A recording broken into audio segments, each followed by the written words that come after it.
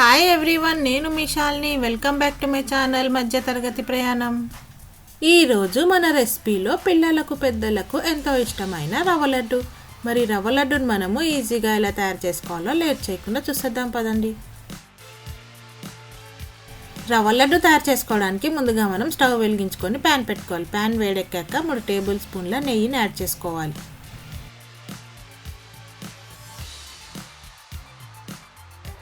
నెయ్యిని యాడ్ చేసుకున్నాక ఇందులో మనం ముందుగా కాజు కిస్మిస్ వేయించుకోవాలి. కాజు కిస్మిస్ కాస్త ఫ్రై అయ్యాక ఇప్పుడు మనం ఇందులో సన్నగా తురుముకున్న ఎండు కొబ్బరి ముక్కలను వేసుకోవాలి.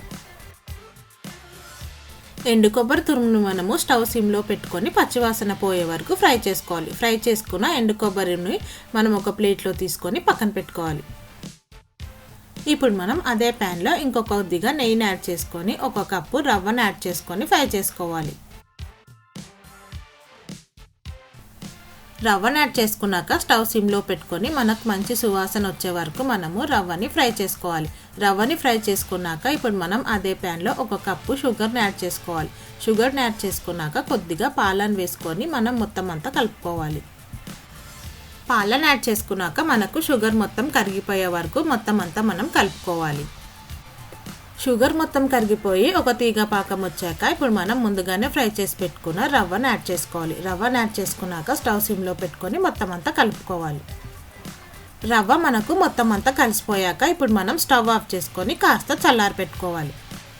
రవ్వ మనకు కాస్త చల్లారాక ఇక్కడ నేను చూపించిన విధంగా మనము రౌండ్గా లడ్డూలు చేసుకోవాలి.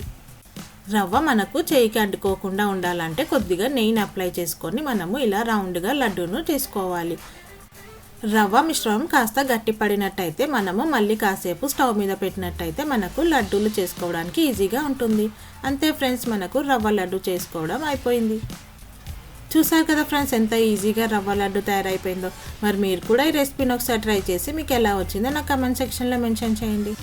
ఈ రెసిపీ కనుక మీకు నచ్చినట్టయితే లైక్, షేర్ మరియు సబ్స్క్రైబ్ చేయండి. ఓకే ఫ్రెండ్స్, మరి రేపు ఒక మంచి రెసిపీతో మళ్ళీ కలుద్దాం. Thank you for watching. Bye bye.